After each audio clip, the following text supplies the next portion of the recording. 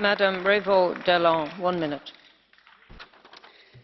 Personne n'a rien à gagner dans le fait que le Royaume-Uni quitte l'Union européenne. Une rupture est toujours douloureuse. Et si l'union fait la force, alors la désunion est une terrible source de vulnérabilité. Les Britanniques n'ont rien à gagner à se retrouver isolés sur la scène internationale et à perdre tous les bénéfices que leur apportait l'adhésion à l'Union européenne. La liberté de circulation, la liberté de résidence, le marché unique, la charte des droits fondamentaux, et j'en passe.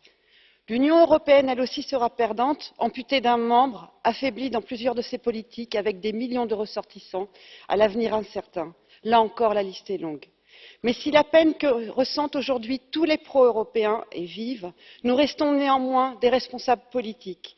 Alors, malgré la tristesse que nous pouvons ressentir à titre individuel vis-à-vis de nos collègues, camarades ou amis, nous devons aller de l'avant et transformer cette crise politique en occasion pour la refondation de l'Europe.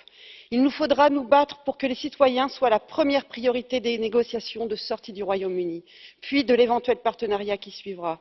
Mais surtout, il faudra entendre la colère qui a porté les tenants du Brexit et réformer l'Europe en profondeur pour que demain l'adhésion à l'Union européenne soit à nouveau une évidence pour ses habitants.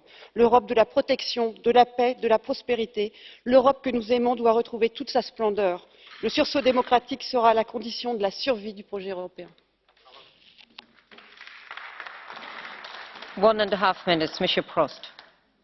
Madame la Présidente, enfin, nous sommes rassemblés aujourd'hui car le Royaume-Uni a enfin déclenché la procédure de retrait de l'Union européenne.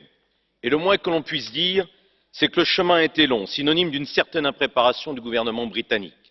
Au nom de la délégation française du groupe PPE, je souhaite bon courage à